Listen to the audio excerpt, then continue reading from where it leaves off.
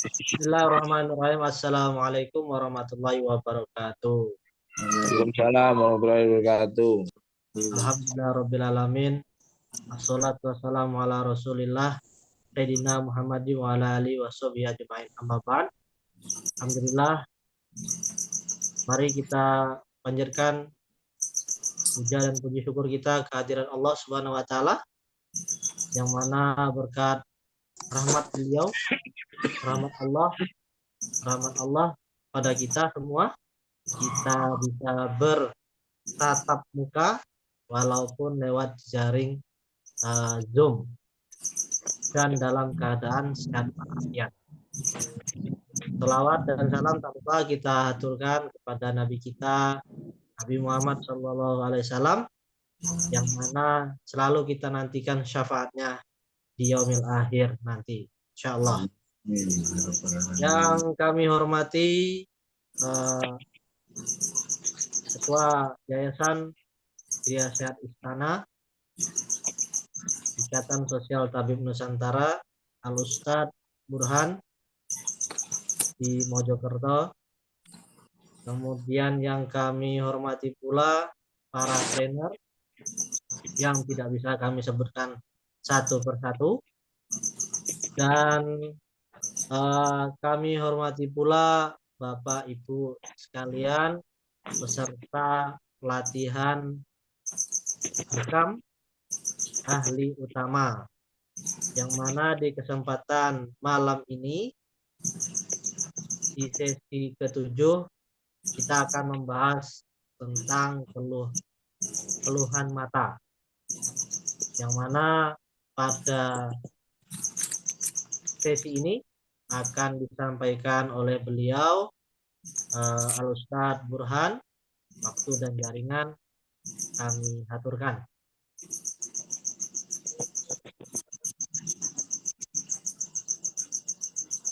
Assalamualaikum warahmatullahi wabarakatuh. Waalaikumsalam warahmatullahi wabarakatuh. Bismillahirrahmanirrahim. Para teman-teman yang saya hormati, khususnya host pada Zoom malam ini, juga Sekjen Yayasan Gria Sehat Istana dan segenap trainer. Marilah kita awali pesan pada malam hari ini dengan basmalah. Bismillahirrahmanirrahim. Semoga nanti diberi kemudahan, kelancaran, keberkahan oleh Allah Subhanahu wa taala. Baiklah teman-teman semua yang saya hormati, kita akan membahas tentang hal-hal yang berkaitan dengan mata, mulai dari hal-hal yang mengganggu kinerjanya, yang menyebabkan mata tidak bisa bekerja maksimal, dan penyakit-penyakit yang dideritanya, juga solusi bekam dan titik-titik untuk efektivitas meningkatkan bahkan menyembuhkan keluhan penyakit mata. Terlebih dahulu tentu kita akan membahas pengertian penyakit mata. Sederhananya, penyakit mata adalah gangguan pada mata, entah itu ringan atau sedang atau berat, bahkan kebutaan. Tentu tingkat gangguan yang dialami mata tidak terlepas dari gangguan, baik itu dari internal organ itu sendiri atau eksternal dari luar tubuh, termasuk pencahayaan atau polusi. Itu faktor-faktor di luar yang dapat mengganggu kinerja mata. Berjalannya waktu lambat laun jika tidak dapat diatasi akan berefek pada berkurangnya menurunnya kinerja mata itu sendiri. Kemudian gangguan yang internal itu pada umumnya disebabkan oleh tumor atau jaringan termasuk mata itu sendiri, atau disebabkan oleh kadar terlalu tinggi dan tekanan darah yang di luar batas normal. Itu semua sebab-sebab dalam yang mempengaruhi kinerja mata itu sendiri. Nah, karena umumnya orang itu tidak begitu mengindahkan tentang organ mata, walaupun sebenarnya fungsinya sangat vital. Karena jarang sekali orang itu memperhatikan hal-hal yang kecil, padahal itu sangat berpengaruh. Sebagai contoh, ketika kita berumur nanti 40-50 tahun, kita akan dengan perlahan merasakan berkurangnya kemampuan melihat dari mata kita. Sebagai contoh, kita misalkan membaca yang normalnya jarak 30 cm itu sangat bagus, normal. Tapi ketika kita menginjak umur 40 ke atas sampai 50 tahun, dengan tidak terasa kita akan menambah jarak jauhnya sampai 60 cm baru dapat membaca. Padahal jika kita melihat objek, itu kita tidak begitu jelas ketika melihat benda yang jauh. Itu indikasi mulai menurunnya kemampuan mata kita untuk melihat. Itu jarang kita sadari. Nah, maka sebelum itu terjadi, maka penting kita mengetahui penyakit-penyakit atau sebab-sebab penyakit yang mempengaruhi organ penglihatan kita tersebut. Di antaranya katarak, glaukoma, itu di buku itu sudah jenengan pelajari. Hanya saya simpulkan di antara penyebab-penyebab tersebut dapat ditarik kesimpulan ada penyebab internal dan ada penyebab eksternal. Internal tadi yaitu adanya tumor atau jaringan baru dalam organ mata yang tidak termasuk bagian dari mata. Sedangkan yang eksternal dari polusi atau pencahayaan yang kurang memadai dan gaya hidup yang kurang sehat. Itu semua dapat menyebabkan gangguan penglihatan bahkan kerusakan pada organ mata itu sendiri. Maka ketika mata kita mulai terganggu, akan memberikan isyarat kepada kita untuk segera kita tangani. Ada sebagian mata yang memberikan isyarat tentang terus berair. Ada yang mata yang terlalu silau dalam menerima cahaya, sehingga tidak nyaman pada mata itu sendiri, dan akan mempengaruhi pada jarak jauh dan dekatnya ketika kita memandang sesuatu. Mungkin ada indikasi mata memerah, mungkin ada paparan polusi atau debu atau pencahayaan yang kurang memadai dapat menyebabkan mata merah itu sendiri, atau hingga infeksi jamur, bakteri atau virus, itu semua dapat terjadi. Nah, ketika itu terjadi, maka peradangan atau infeksi pada selaput transparan mata itu akan melapisi kelopak mata dan lambat laun akan menurunkan kinerja mata itu sendiri, sehingga di bagian bola yang putih mata itu akan tampak memerah. Nah, itu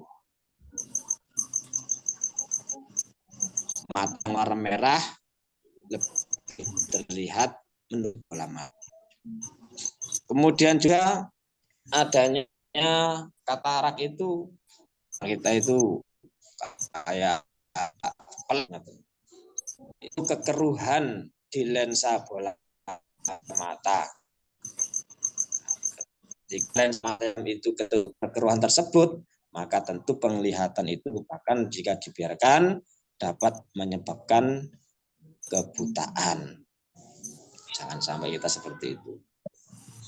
Dan lain sebagainya sampai poin ke 10 itu semua adalah penyakit-penyakit atau penyebab-penyebab penyakit yang terjadi pada mata kita.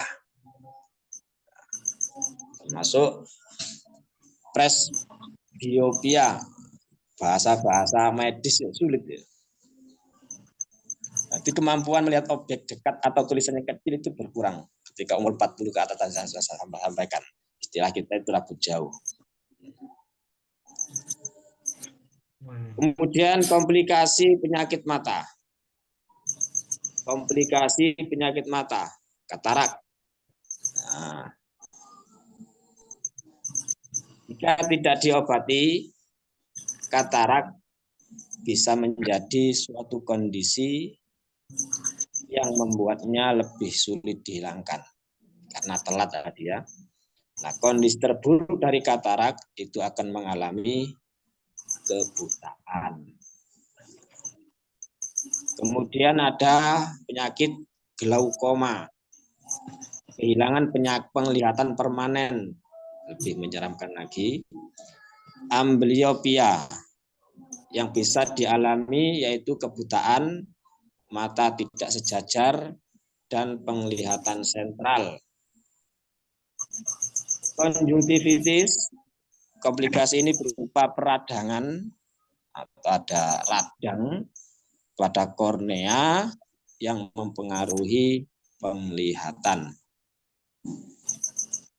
Ada lagi buta warna. Ternyata banyak penyakit mata ya.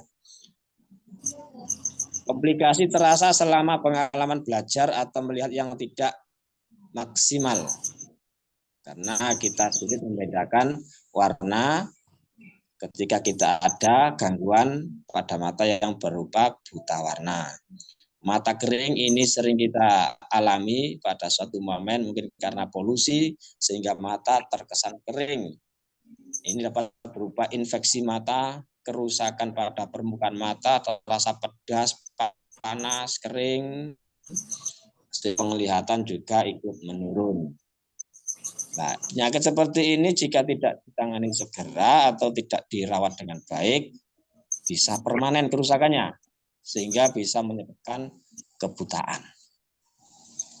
Jadi intinya penyakit mata ini kita dapat simpulkan, dapat kategorikan itu penyebab utamanya 3, seperti awal tadi, yaitu tumor, adanya jaringan baru di area mata yang bukan termasuk dari bagian mata, kemudian tekanan darah yang terlalu tinggi, dan kadar gula darah yang berlebih.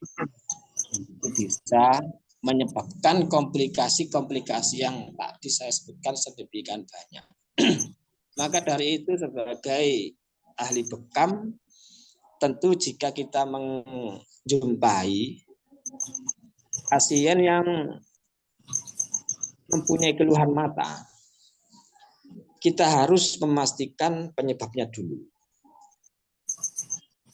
Apakah pasien kita ini gangguan mata karena adanya tumor, atau karena tekanan darah yang terlalu tinggi, atau kadar gula yang berlebih.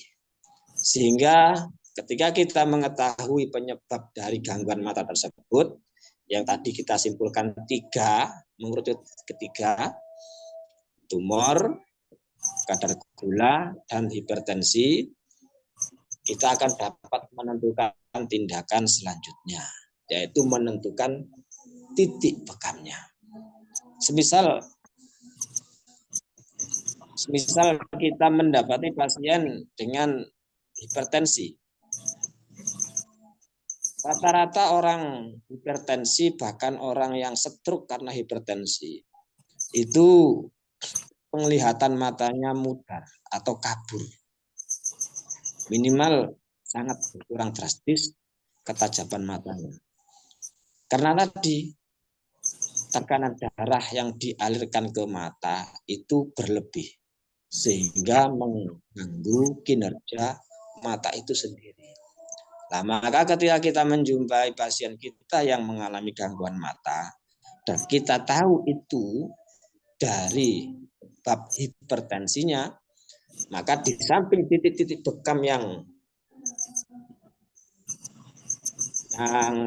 khusus untuk mata, kita tentu akan menambah titik untuk menurunkan hipertensinya. Nah, untuk titik bekam mata ini kita rumuskan umuwis. Tentu panjenengan sudah paham umuwis. Pelipis, kemudian hama. Hama itu bagian kening yang ketika kita sujud itu menempel lantai, itu hama. Alis dan bawah mata. Ini titik-titik spesifik untuk fokus pada gangguan mata. Tapi ketika kita mengetahui bahwa pasien ini gangguan mata karena riwayat hipertensi, maka perlu kita ambil tindakan tambahan, yaitu kahil, katifain, dan jantung paru. Karena apa? Di samping kita titik keluhnya kita ambil di daerah mata, kita juga berkepentingan untuk menurunkan tensi darahnya, sehingga pemulihan dari keluhan matanya maksimal, karena di samping titik keluh kita ambil, kita bersihkan, sehingga nanti darah yang terambil berupa darah kotor dapat diganti darah baru, merangsang kinerja saraf di area mata, tergantikan darah baru, insya Allah mata akan maksimal dalam meningkatkan kinerjanya. Setelah itu terjadi, tensi darah yang menyebabkan mata itu berkurang daya mampu kerjanya akan diperbaiki dengan penurunan tensi, dengan kita mengambil di titik kahil, katifain, dan jantung paru. Sehingga penting sangat kita mengetahui penyebab utama gangguan mata sebelum kita menangani pasien kita yang mengalami gangguan mata. Ya tadi kita simpulkan tumor, kemudian hipertensi, dan kadar gula. Nah, contoh lagi misalkan pasien kita itu ternyata gangguan mata ini lebih disebabkan oleh kadar gula yang berlebih, terlalu tinggi. Maka di samping titik keluh area mata tadi, umum mungis, pelipis, hama, alis, bawah mata, kita perlu nambah pada titik-titik yang fokus pada penurunan kadar gulanya. Di mana kahil dan area pankreas, juga bisa ditambah telapak kaki. Nah, ini fungsinya tadi, area titik keluh untuk membersihkan dari kotoran darah, sampah darah, dan darah kotor, nanti tergantikan darah baru akan maksimal kinerjanya, dan untuk merangsang saraf-saraf mata dengan bekam. Lebih dari itu, penyebabnya karena tadi kita bahas kadar gula yang berlebih, maka kita ambil titik tambahan untuk mengatasi penyebab utama, yaitu kadar gula yang berlebih. Kita ambil kahil, bisa ditambah titik pankreas. Nah, titik pankreas itu titik yang sejajar di punggung, yang sejajar dengan kedua siku. Titik yang sejajar dengan kedua siku di punggung, itu pankreas. Kita ambil di situ, kemudian bisa ditambah di telapak kaki. Telapak kaki. Bisa atas, bisa bawah, bisa punggung kaki, bisa telapak kaki. Sebagai contoh, begini, sini, ini kita membahas untuk mengatasi kadar gula yang berlebih. Ini untuk membantu menurunkan kadar gula. Jika pasien mata kita itu ternyata ada riwayat kadar gula, sehingga dapat dipastikan gangguan matanya itu karena pengaruh kadar gula yang berlebih. Maka titik bekamnya di samping titik keluh di area mata juga ditambah untuk menurunkan kadar gula, ditambah kahil, tambah pankreas, dan ditambah telapak kaki dan punggungnya. Itu. Nah, ketika ternyata kita menjumpai pasien itu gangguan mata disebabkan oleh tumor, maka tentu di samping kita menjalankan pembekaman di titik keluh area mata, kita akan menambah kombinasi dengan mengatasi tumor tadi. Mungkin dengan pemberian herbal-herbal yang berkaitan dengan benjolan atau tumor. Nah, tapi kesimpulan dari pembahasan mata kita itu kita harus memastikan penyebab pasien ini mengalami gangguan mata itu apa. Kita bisa bertanya ke pasien tadi, riwayat check up kesehatannya tentang hipertensi atau tentang kadar gula atau tentang yang lain-lain. Sehingga kita akan dapat tepat menangani pasien kita. Seperti itu. Intinya mata itu ketika kita adakan pembekaman di area mata, maka akan terangsang saraf-sarafnya, darah-darah sampah yang kotor akan kita ambil dan tergantikan darah baru, saraf-saraf akan terangsang, dengan sendirinya akan memulihkan diri dari gangguan-gangguan yang mengganggu mata. Itu untuk titik keluhnya. Nah, titik-titik yang lain itu berkaitan dengan cara kita mengatasi penyebab dari adanya gangguan mata itu sendiri. Seperti itu.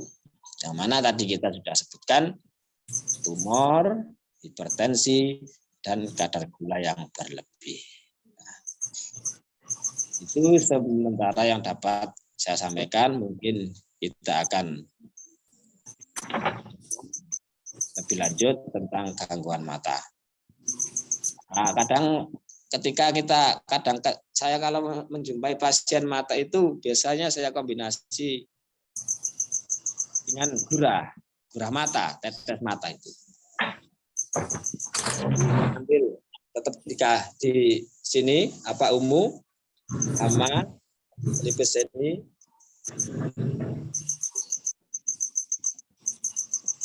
tentang besar kecilnya kop tentu panjenengan sudah paham. Di besar kecilnya kop itu menentukan sesuai dengan medan yang ada. Bisa.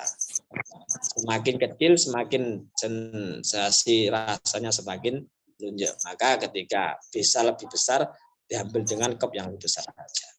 Pelipis, alis, bawah mata, hama, kemudian umu. Kemudian bisa dimaksimalkan dengan 0,2. Nah, 0,2 itu sangat bagus untuk hal-hal yang berkaitan dengan mata. Bisa diambil dengan 0,2. Tentu panjang sudah paham 0,2. Nanti di bawah tengkuk ini. Di hama, umu, hama, alis, pelipis, bawah mata. Bersamaan, kemudian tambah hama 2. Nah, ketika sebabnya itu hipertensi, tambah kahil, kardifain, jantung paru. Ketika sebabnya itu kadar gula, bisa tambah kahil, pankreas, dan punggung juga telapak kaki. Seperti itu hal-hal yang berkaitan dengan penanganan bekam untuk keluhan mata. Mungkin Pak Nuri pernah menjumpai pasien dengan keluhan mata? Sementara belum. Belum. Alhamdulillah. Nanti kalau menjumpai sudah tahu ilmunya. Jadi kita gali keterangan dari pasien, riwayat kesehatannya, tensinya, kadar gulanya, sehingga gangguan mata yang ia alami dapat kita tentukan, oh ini lebih disebabkan oleh kadar gula. Maka kita ambil daerah sini, seperti titik mata kita tambah pankreas, kahil, dan telapak. Pak Farid pernah menjumpai keluhan mata untuk pasien? Sementara belum, Pak Burhan. Memang langkah, jarang-jarang ada keluhan mata. Dan memang persepsi masyarakat itu bekam untuk bekal-bekal saja, tidak spesifik untuk mata atau untuk yang lain, tidak. Maka termasuk tantangan kita itu mempromosikan bekam untuk segala penyakit seperti itu. Termasuk malam ini kita membahas tentang keluhan mata. Kita menyimpulkan dengan sederhana mungkin. Siapa lagi ini yang hadir ini? Bu Ummu Fauzan pernah menjumpai pasien dengan keluhan mata? Iya, pernah. Pernah. Bagaimana pengalamannya bisa diceritakan pada teman-teman? Ya, seperti tadi yang dijelaskan, ya dibekam di titik-titik keluhan, pelipis, sudah. Alhamdulillah. Alhamdulillah, memang efektif. Jadi kinerjanya itu, cara kerjanya itu kita ambil gangguannya, kita rangsang saraf matanya, sehingga dengan sendirinya akan terjadi pemulihan. Karena sebenarnya kita itu diberi Allah kelebihan untuk memulihkan diri. Tapi ketika ada gangguan sampah atau hal-hal yang lain, maka perlu sampah darah atau yang lain itu kita ambil dulu, kita rangsang sarafnya, insya Allah akan terjadi pemulihan dengan sendirinya. Nah, mungkin kalau perlu kita tambah herbalnya, mungkin vitamin A dari jus wortel dan lain-lain sebagainya. Jadi semua potensi itu dapat kita manfaatkan, baik dengan buah atau herbal atau teknik yang lain. Mungkin ada yang perlu dibahas lebih lanjut, bisa ditanyakan, kita bahas bersama-sama. Monggo Pak Nuri, Pak Farid, Bu Mufauzan. Oke, mau tanya Pak Burhan. Untuk yang pertama, untuk yang titik kaki itu tepatnya sebelah mana, atau yang pas tengah jari atas bawah? Itu yang pertama. Yang kedua, biasanya kasus pada mata itu berapa kali penanganan Pak Burhan? Mungkin itu dulu. Untuk titik pada kaki kita ambil yang mudah saja atau yang bisa, karena kita bahasnya itu area, bukan pasnya. Jadi biasanya saya itu kalau gangguan mata saya ambil di tepak di bawah telapak kaki, bawah jari, Amit, biasanya. Oh, sini ya. Ini. Biasanya saya ambil bersamaan. Oh, dua. Mungkin sebagian pasien akan lebih sensitif, lebih terasa sakit ketika dibekam di area telapak kaki. Nah, di situ kita bijaksana saja, tidak perlu banyak titik, dengan teknik cepat, nah seperti itu. Itu membantu normalisasi kerja pankreas, yang mana pankreas juga kita ambil untuk gangguan mata yang disebabkan oleh kadar gula. Nah, titik pankreas itu sejajar dengan siku. Nah, siku kita ini kan, nah ketika kita seperti ini, kita tarik saja. Itulah titik pankreas di punggung, kita ambil sebagai pengoptimalan penanganan mata dengan gangguan yang disebabkan oleh kadar gula yang berlebih, seperti itu. Nah, untuk durasi pengulangan pembakaran mata paling cepat dilakukan oleh 2 minggu. 2 minggu sekali. Karena melihat tekstur kulit rata-rata orang Indonesia, ya kebanyakan orang lah, tekstur kulit muka itu beda jauh dengan punggung. Maka ketika terlalu sering kita ambil di daerah muka, ya hancur muka itu. Lebih tipis, lebih ketat, maka kita ambil 2 minggu. Itu pun kadang-kadang masih ada bekas tusukannya masih terlihat. Sebagian orang yang terlalu sensitif itu bisa terlihat. Tapi ketika ditarik lagi itu belum dipantis sudah keluar darah. Karena tekstur kulit muka itu jauh dengan yang di punggung. Maka kita durasikan 2 minggu. Biasanya sekali pembekaman itu sudah banyak perkembangan. Kalau setelah itu pasien bisa menerapkan gaya hidup yang sehat.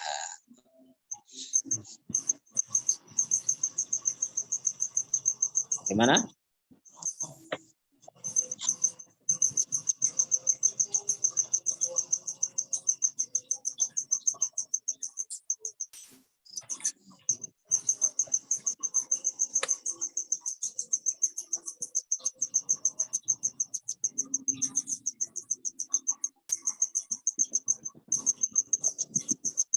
Itu diantara penyebab internal dari mata itu sendiri, dari tumor, kadar gula, dan hipertensi. Untuk eksternalnya bisa dikondisikan gaya baca kita, gaya lihat kita, atau pencahayaan yang memadai. Itu bisa mempengaruhi juga. Polusi juga mempengaruhi.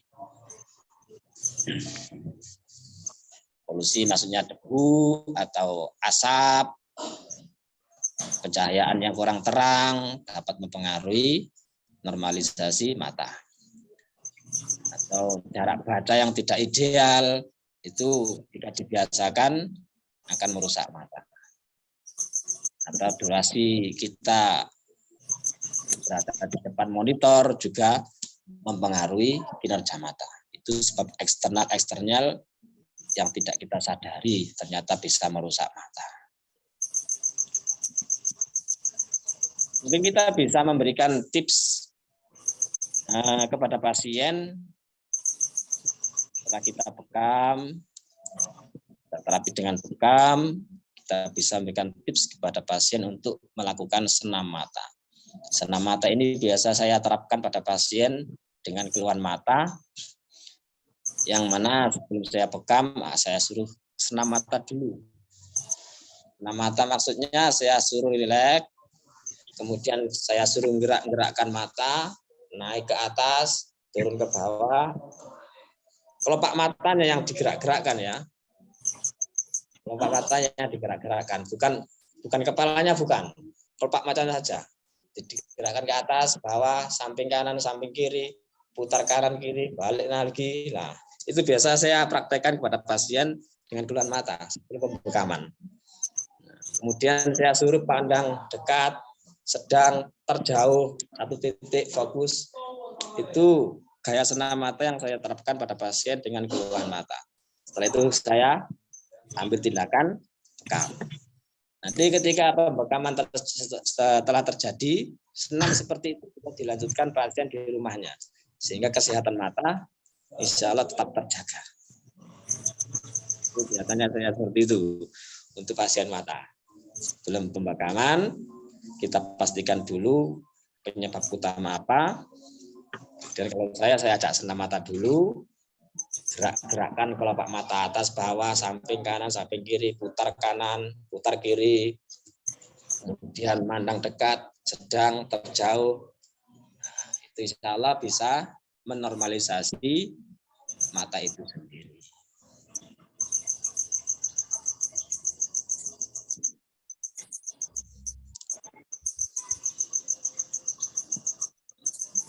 Untuk Mbak Nuri, Bu Fauzan, mungkin ada yang perlu kita perhati. Untuk kaki, kedua kaki, Pak? Atau Ya, kedua kaki. Tergantung kaki. Ya, kedua kaki. Itu jika keluhan mata pasien disebabkan oleh apa tadi? Apa Pak Farid? Ya, keluhan pada diabetes nih. Ketika mata terganggu karena sebab utamanya kadar gula ditambah di area situ. Kalau gangguannya karena hipertensi maka ditambah di mana tadi? Kahil, katifain, jantung paru. Ya. Di samping kita fokus pada titik keluh area mata, kita atasi penyebab utamanya.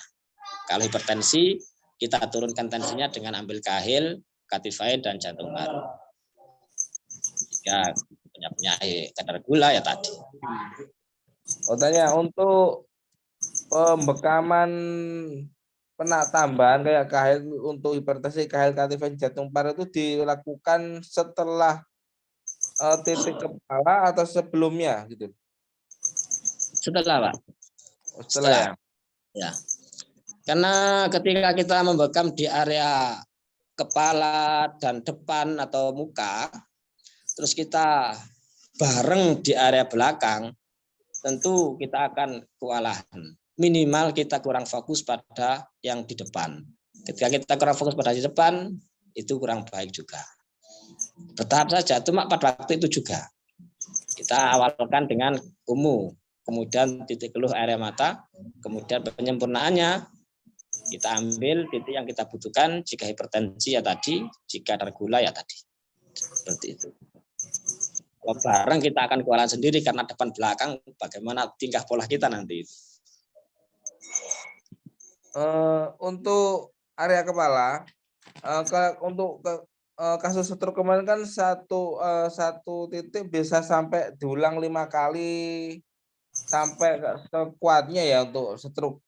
Ya, atau untuk vertigo juga. Untuk yang keluhan mata ini berapa kali untuk titik kepala kayak mukit, alis, pelipis hanya 1 kali atau gimana? Bisa diulang 2 kali, tidak perlu dipaksakan sampai berlebih, karena kita fokus pada rangsangan saraf. Jadi ketika sampah telah kita ambil, kita fokusnya itu rangsangan saraf. Nah itu terjadi ketika sudah ada pelukaan. Seperti itu. Nah, biasanya di daerah itu tidak begitu banyak keluar Pak nanti. Yang banyak keluar itu daerah sini nanti. Pelipis sama daerah sini. Itu banyak nanti. Yang daerah sini jarang sekali banyak. Karena fokus kita itu rangsangan saja. Ambil sampahnya, kasih rangsangan saraf, pemulihan terjadi dengan sendirinya seiringnya waktu.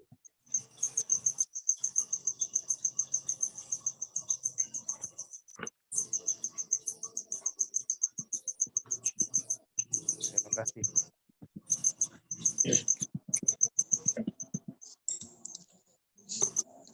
Oke, pripun Bu Umu Fauzan, monggo. Bahas bersama. Mungkin ada sharing.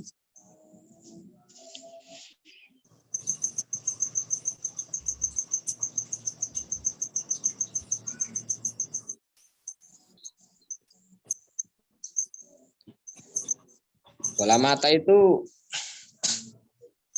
napa nggih? Normalnya itu keras nggih. Jangan dibayangkan bola mata itu seperti gel, jangan. Bola mata itu normalnya keras, terus bentuknya itu apa? Bentuknya itu stabil, ya stabil, sehingga kinerjanya juga stabil. Nah, ketika tensi terlalu tinggi, kadar gula terlalu tinggi, itu akan merubah tekstur bola mata yang normalnya keras, stabil, itu menjadi seperti karet. Seperti karet yang mudah berubah-ubah bentuknya, mudah berubah teksturnya, sehingga kinerjanya terganggu.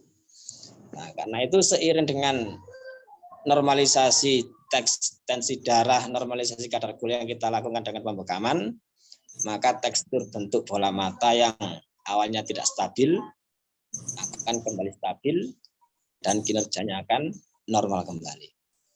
Itu cara kerja bekam pada mata. Karena bola mata normalnya itu keras dan stabil. Bentuknya itu stabil tetap. Sehingga kinerjanya ketika ada gangguan tekanan darah yang tinggi yang dialirkan jantung ke mata tinggi, terlalu tinggi, ada kadar gula yang tinggi, itu akan merubah tekstur bola mata yang keras tadi menjadi seperti gel atau karet yang mudah berubah. Ketika ada tekanan berubah lagi, ada gangguan kadar gula berubah lagi, maka akan mempengaruhi kinerjanya juga. Dan bekam yang kita lakukan pada titik keluh itu akan menormalisasi tensi, menormalisasi kadar gula, sehingga akan mengembalikan bentuk ideal mata pada semula dan kinerjanya akan kembali normal lagi. Itu sistem kerja pada pembekaman di mata seperti itu.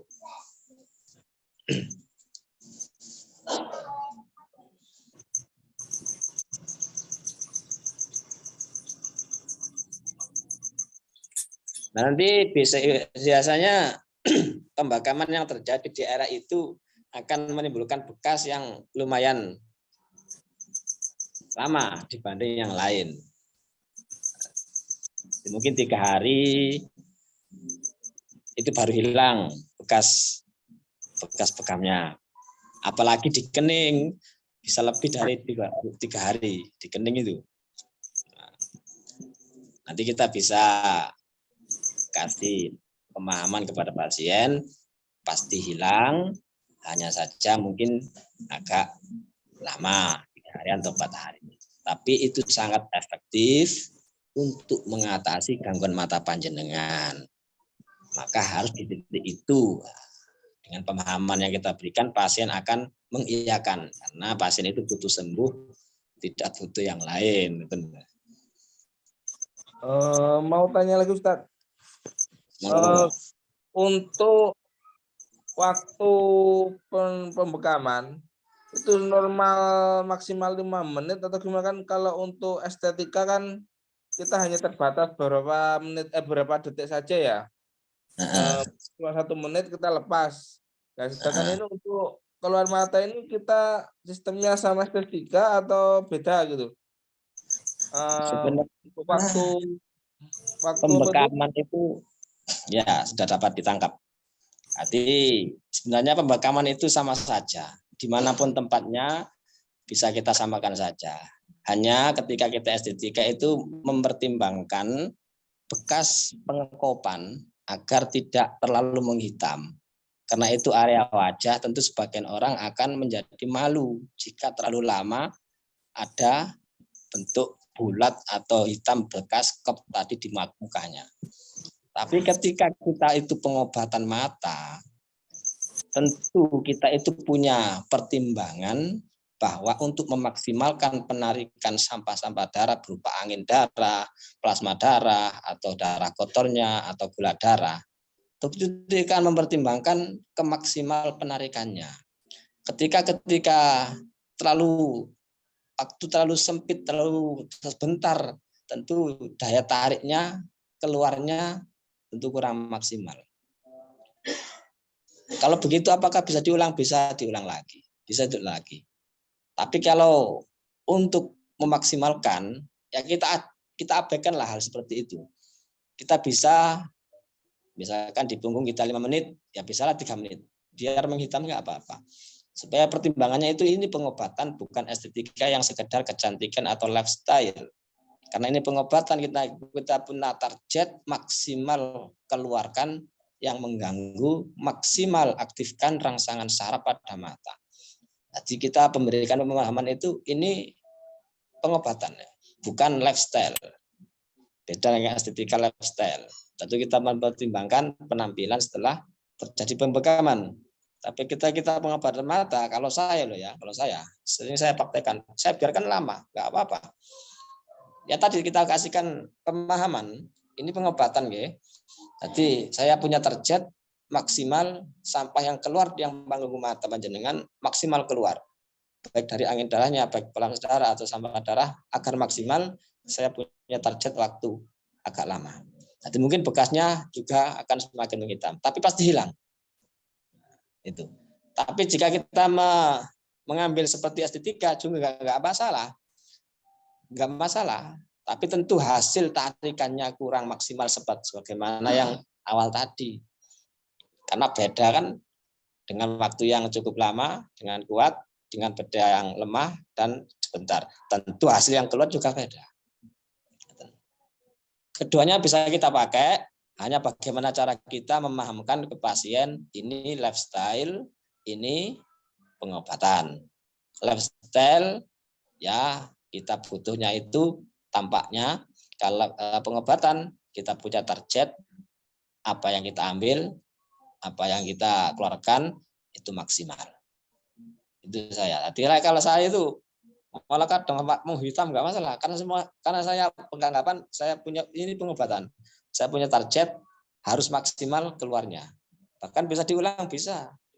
Ini pengobatan. Tapi ini sama. Dalam estetika pun seperti itu. Jika kita enggak mengindahkan waktu yang sebentar-sebentar enggak masalah juga. Enggak akan merusak wajah juga. Cuma bekasnya agak lama dan sebagian orang akan malu. Tapi ketika kita abaikan itu, saya yakin jerawat akan lebih mudah diselesaikan dengan penambahan durasi waktu tadi. Karena yang keluar semakin banyak, anginnya makin banyak yang keluar. Seperti itu. Jadi pertimbangannya tadi hanya lifestyle dan pengobatan saja. Itu Pak Nuri. Nah, kalau saya seperti itu, kalau mata memang pengobatan, maka saya lamakan itu. Sehingga yang keluar itu angin juga banyak, sampah darah juga banyak. Itu. Nanti kita kasih pemahaman ini pengobatan, kita punya target sampah yang keluar itu segini semakin banyak. Semakin banyak yang keluar, insya Allah semakin baik. Dan bekasnya akan pulih sendiri 2 atau 3 hari. 4 hari lah kalau dikening ini lebih lama. Karena di sebagian tipis juga ketat. Biasanya lebih lama. Tapi pasti hilang. Selama penusukannya itu tidak sampai ke titik ke lapisan lemak kulit ya. Hanya sampai epidermis cepat pulih. Yang terlalu dalam itu yang lama pulihnya. Seperti itu. Jadi masalah itu terserah penterapisnya bagaimana membahamkan kepada pasien. Masalah estetika, masalah mata sama saja. lifestyle atau pengobatan. Kalau pengobatan kita punya target memaksimalkan gangguan yang keluar. Bisa diulang, bisa. Sebentar copot bisa. Lama baru copot juga bisa. Hanya kita bagaimana memahamkan kepada pasien tadi, itu aja. Kalau untuk pantikan berapa kali pantikan atau gimana Pak Burhan? Kalau pantikan relatif ya, relatif. Tentu ketika kita pasang cup di area muka, tentu cup yang kita pasang itu cup atau cuping yang kecil. Nah, ketika cuping kecil, tentu area pantik juga semakin sempit. Maka jumlahnya juga tidak sebanyak area yang lebar. Seperti itu saja. Nah, dari situ kita dapat menyimpulkan berarti tidak terlalu banyak. Nah, ketika memantik di area muka yang terkesan ketat kulitnya, kita butuh bantuan di jinjit seperti ini. Karena nanti ketika kita pantik tanpa jinjit, ada sebagian pasien yang kulitnya itu terlalu dekat dengan tulang. Itu kalau kena tulang sakit tuh ya. Sakit. Bisa bengkak nanti. Maka mungkin kita setelah kop, kita bisa jinjit seperti ini, baru kita pantik. Sehingga yang kita pantik itu memang pasti tidak kena tulang, hanya kulit saja. Kita jinjit seperti ini. Malah jumlah pantikan nanti kita akan tahu sendiri bahwa jumlah pantikan area sempit dengan area lebar tentu jarak berbeda juga.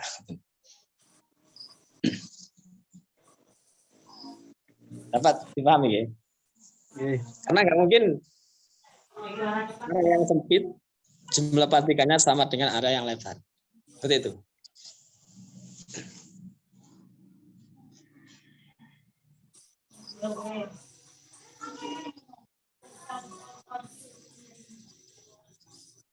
Ya, Mufazan, Ribon, Pak Nuri, Pak Farid. Sementara sudah jelas Pak Burhan kalau saya. Mungkin teman-teman yang lain. Lah sepanjang pengalaman saya bekam di area itu, nanti mungkin jenengan kalau bekam di area itu, yang ini loh. Ini rawan kena tulang. Maka perlu jenengan jinjit seperti ini. Nah, nanti kalau kena tembus tulang, itu setelah terjadi pembekaman itu akan jadi bengkak. Seperti ada benjolan. Itu kalau dipegang itu sakit.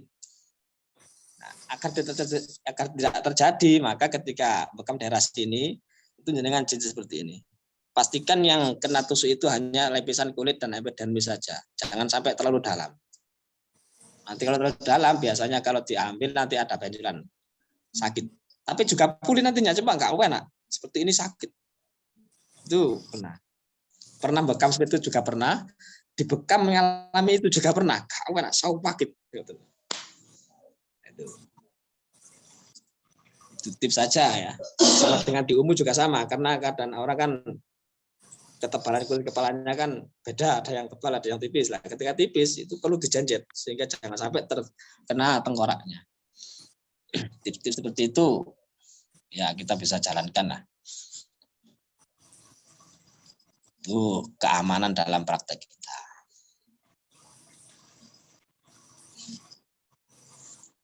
Nanti bisa kita prakteklah dengan praktek untuk dibekam istrinya atau suaminya, coba bekam daerah mata. Kan bekam nggak harus ada gangguan toh. Oke. Tinggal ada gangguan baru bekam kan enggak kan? Kalau enggak ada gangguan kita bekam mata juga bagus saja.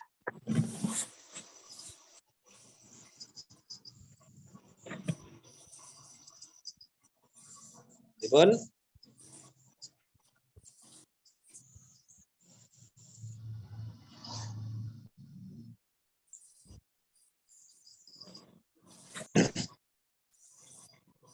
Masalah mata, pripun?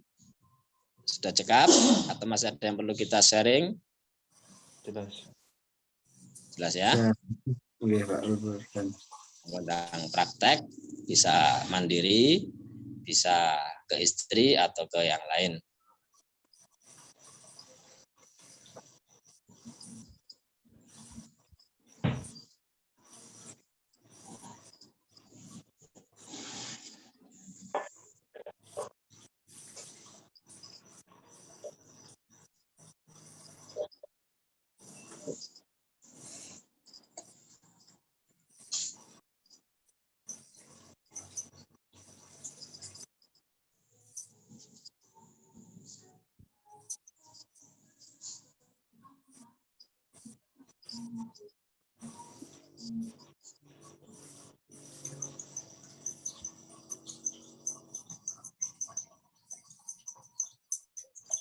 Ampun, bisa dicukupkan nggih? Nggih, Pak. Iya. Nggih, bisa dilanjut di grup kalau ada hal-hal yang berkaitan dengan yang kita tangani ketika menghadapi pasien, bisa dilanjut di grup atau japri siapa yang panjenengan kersake. Baiklah, saya akan menyimpulkan dengan sederhana bahwa gangguan mata yang sering dialami oleh orang-orang itu disebabkan oleh 3 hal, tumor atau jaringan baru di mata yang bukan termasuk bagian mata, hipertensi, dan kadar gula yang berlebih. Maka ketika kita membekam orang dengan gangguan mata, kita harus pastikan sebab utamanya apa. Ketika sebab utamanya itu hipertensi, maka di samping titik keluh yang kita ambil, kita juga perlu untuk menurunkan tensi darahnya dengan mengambil titik kahil, katifain, jantung paru. Ketika penyebab utama itu adalah kadar gula, maka di samping titik keluh yang kita ambil, kita perlu juga mengambil kahil, kemudian pankreas, dan ditambah tapak kaki dan punggung kaki untuk memaksimalkan pembekaman di titik keluh mata. Kemudian jika hal itu disebabkan oleh tumor jaringan baru, maka di samping kita pembukaan di area titik keluh mata, mungkin kita bantuan dengan herbal yang berkaitan dengan jaringan tersebut. Seperti itu. Tentang tips-tips tadi yang kita perlu bahas, yang telah kita bahas, ya demikian, mungkin semoga bermanfaat untuk kita semua. Amin. Amin. Yang saya bukan, mohon maaf atas kekurangan dan kehilafannya. Saya akhiri. Assalamualaikum warahmatullahi wabarakatuh. Waalaikumsalam warahmatullahi wabarakatuh. Terima kasih banyak Ustadz Burhan atas pemaparan yang luar biasa tadi berkaitan tentang mata. Dan alhamdulillah mudah-mudahan apa yang kita dapatkan pada malam hari ini menjadi suatu keberkahan bagi kita dan umat seluruh alam. Amin. Amin. Ya Baik Rabbal Bapak Ibu sekalian, sampailah di penghujung kegiatan kita pada malam hari ini. Kita cukupkan dan kita tutup latihan bekam ahli utama sesi ke-7 dengan bacaan hamdalah. Alhamdulillah. Nanti ada pengumuman, sedikit pengumuman nanti akan saya share di grup insya Allah.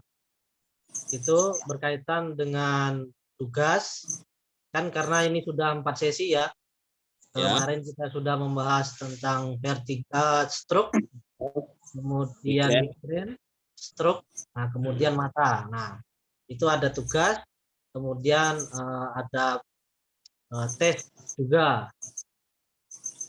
Nah, nanti minggu depan tanggal 5 dan tanggal 4 dan tanggal 5 kalau enggak salah ya.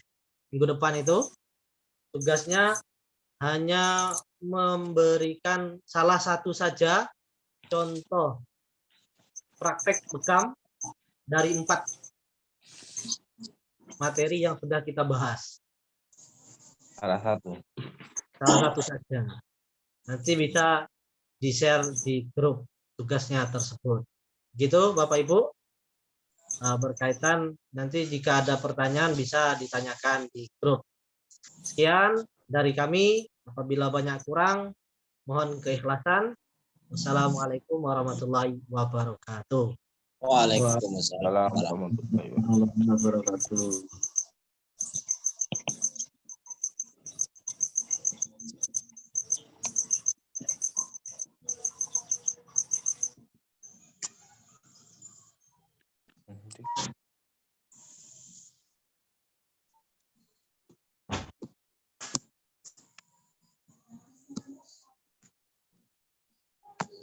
Zoom, zoom, zoom.